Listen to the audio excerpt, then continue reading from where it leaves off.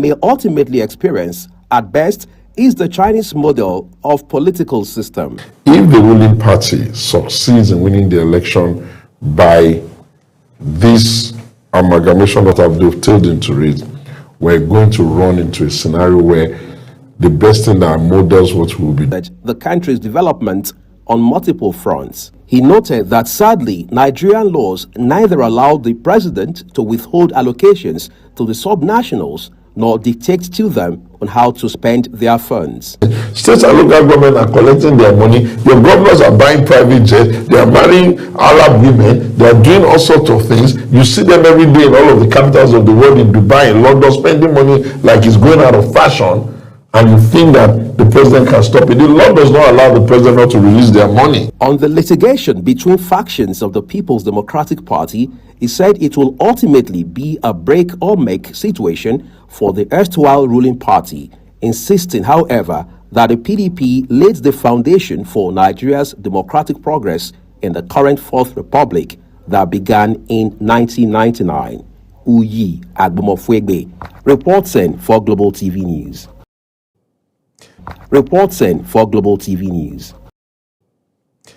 The Labour Party has expressed regret over presenting Peter Obi as its presidential candidate in the 2023 general election. The party's deputy national youth leader, Barry Johnson, made this known while appearing on Big Talk, a political program aired on Global Television. Political correspondent Ubong Usoro reports. Barry Johnson said the Labour Party now believes Peter Obi did not fully meet expectations required for Nigeria's presidency. He explained that the party had limited time to conduct a comprehensive assessment of Obi's leadership and background before presenting him as flag bearer to Nigerians. We have the chance to tell Nigerians who Peter Obi is. Right. Remember, in 2023, we were in a hurry to present candidates. According to Johnson, the former presidential candidate made claims about transitioning Nigeria from consumption to production, which he now said, in the party's view, did not fully align with Peter Obi's business dealings, particularly in relation to imports. My party, the Labour Party, released a statement, and we are asking Nigerians to forgive us for presenting somebody who has no capacity, who has no capability, who is not ready to understand the politics of Nigeria. He further noted that some of Obi's public statements were considered divisive rather than unifying, adding that the party had since distanced itself from him. Barry Johnson also disclosed that Peter Obi has since moved from the Labour Party and is now affiliated with the African Democratic Congress, ADC. Ubong Usoro for Global Television News. The Kano State government has reaffirmed its commitment to engaging youths who are willing to actively participate in governance and the overall development of the state. Speaking at the 2026 All Kano Youth Conference, the Commissioner for Information and Internal Affairs, Ibrahim Waiwa, emphasized the vital role of youth in driving socio-economic growth in Kano and Nigeria at large. Global Television correspondent Idris Jibrin reports.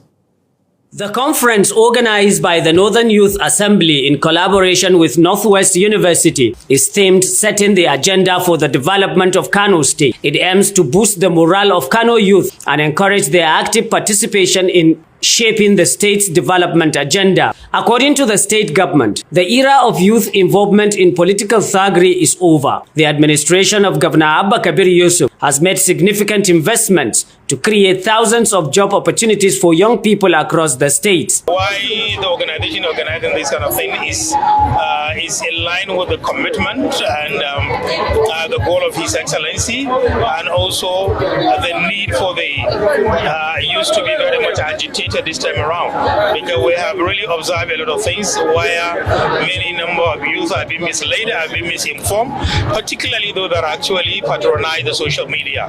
It's time for the youth to be fully informed and also to have a focus and also adopt one single goal.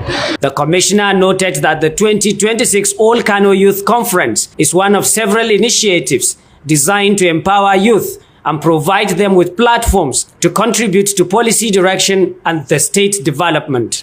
The Northern Youth Assembly is actually spearheading an effort of reorienting the youth for them to understand first. The most important thing, I think the serious problem we are having is the confidence, building confidence and building trust in the youth. Let them develop the confidence that they can do it. This is the most important thing, and this is the one thing that is actually missing in them. Participants at the events highlighted the importance of staying away from drug abuse and other criminal activities, calling on youth to focus on building their future through education, entrepreneurship, and civic education.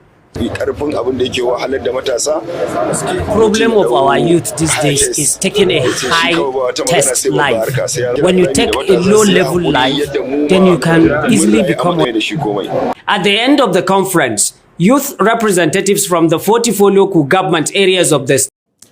A panic gripped motorists following a fire outbreak involving a bus rapid transit, that is BRT vehicle, on the Third Mainland Bridge, leading to massive traffic destruction. The Lagos State Traffic Management Authority, that is LASMA, confirmed the development in a statement posted on its official X handle. The authority stated that the incident occurred near the Adekunle section of the bridge heading towards Iyanaworo, noting that the high-capacity BRT bus suddenly went up in flames, prompting anxiety and road users in the area. The Independent Hajj Reporters, that is IHR, a faith-based registered civil society organization advocating transparency and effective policy in the Hajj and Umrah sector, has called on the National Hajj Commission of Nigeria, that is NACON, and State Muslim Pilgrim Welfare Board to adopt an examination-based and merit-driven process for the appointment of Hajj officials. In a statement signed by its national coordinator, Ibrahim Mohammed, the organization said the absence of a proper screening and assessment process for selecting Hajj officials at both state and national level and has negatively affected the quality of service rendered to Nigerian pilgrims in Saudi Arabia. The organization urged a state pilgrim board to resist political pressure and ensure that only tested, trained, and competent individuals are selected as Hajj assistants rather than transporting political foot soldiers who are often create more problems than those solving the pilgrimage. You're watching the live broadcast of News Prime. When News Prime returns, the Central African Republic President Teodora wins third term in office. Provisional result shows that, and the detail will be coming to you shortly, plus business and sports stories on the other side of this break. Please stay with us.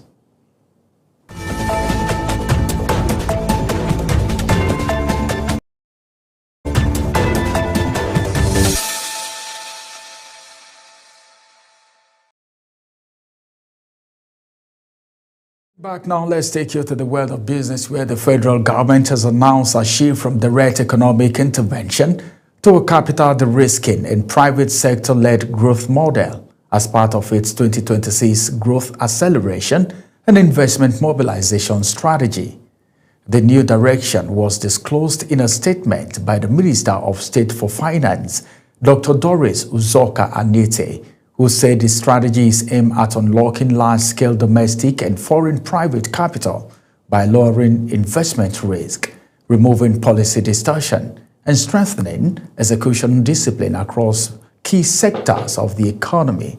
Uzoka-Anite said the government is seeking to move from macroeconomic stabilization to sustained economic expansion driven largely by private investment rather than public spending. The Nigerian Electricity Regulatory Commission, that is NERC, says a total of 228,614 electricity meters installed across Nigeria in the third quarter of 2025, indicating modest but steady progress in the country's metering drive. This is according to information contained in Commission's third quarter 2025 report published on the Commission's website. The report shows that while meter deployment continues to rise gradually, Nigeria still faces a significant metering gap, with nearly half of electricity customers remaining unmetered.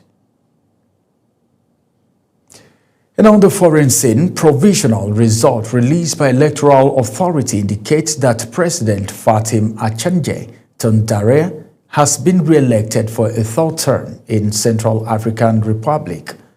Tandare, 68, had been widely expected to win a third term and had touted his effort to steady a nation-long plague by conflict. Zarau Nasir has details.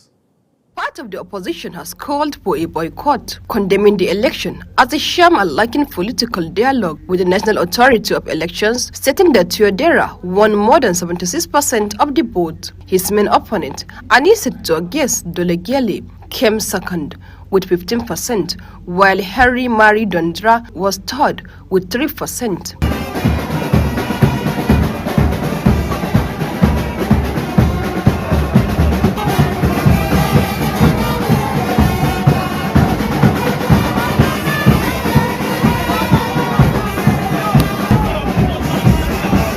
Turnout was around 52% for the December 28 polls, in which voters also cast ballots for national, municipal and local lawmakers. The final results will be announced in mid-January after the review of any appeals. Tandare went into the election in pole position in a 7-strong field after a new constitution was adopted in 2023, allowing him to seek a third term. Zahrau Nasir, reporting for Global TV. Uganda has denied plans to shut down internet access ahead of next week's election, following claims by opposition leader Robert Kyagulanyi, also known as Bobi Wine, that authorities could restrict connectivity to disrupt mobilization and the sharing of results after satellite provided Starlink limited its service on the directive of the communications regulator.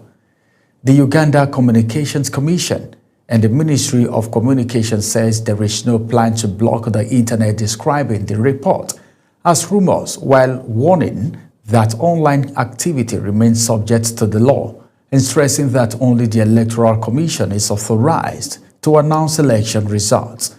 Uganda goes to the poll on January 15 with President Yoweri Museveni seeking to extend his long rule against a challenge from Bobi Wine as the opposition prepare for a possible shutdown and political tension remain high following the past election, marked by unrest and an internet blackout.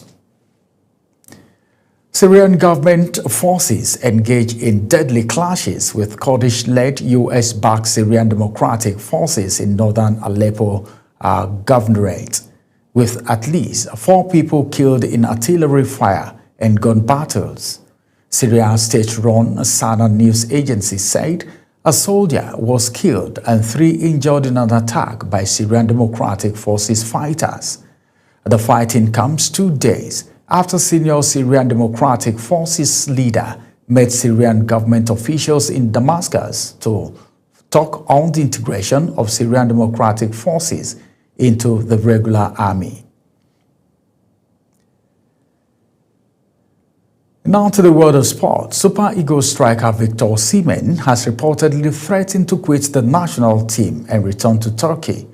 Osimhen was left fuming following his altercation with Ademola Lookman during the 4-0 win over Mozambique at the ongoing 2025 African Cup of Nations. Having called a brace thanks to assist from Lookman, the 27-year-old lashed out at his teammate for failing to pass to him in the 64th minute. Nigeria's Super Eagles is expected to fly out to Marrakesh on Thursday for their quarter-final fixture at the 2025 African Cup of Nations.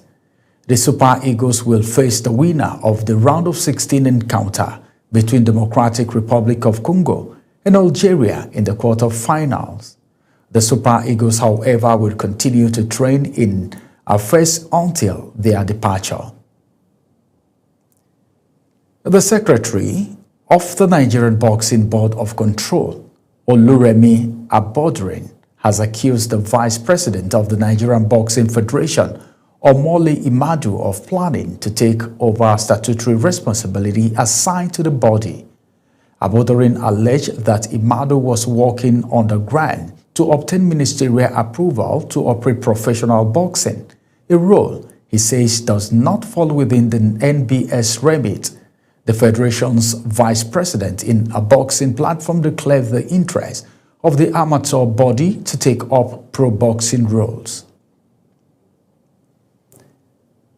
And that's it on News Prime. Here is a recap of our top stories on Global TV News Prime. Nigeria's Vice President Kashim Shettima has called on Nigerian students to demonstrate greater seriousness, discipline, and passion towards their education, describing learning as the foundation for national development and sustainable progress.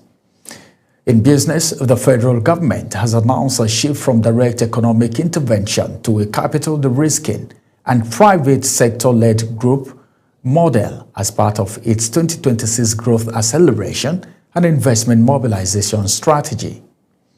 And on the foreign scene, provisional results released by Electoral Authority indicate that President Faustin-Archange Tundaye has been re-elected for a third term in Central African Republic.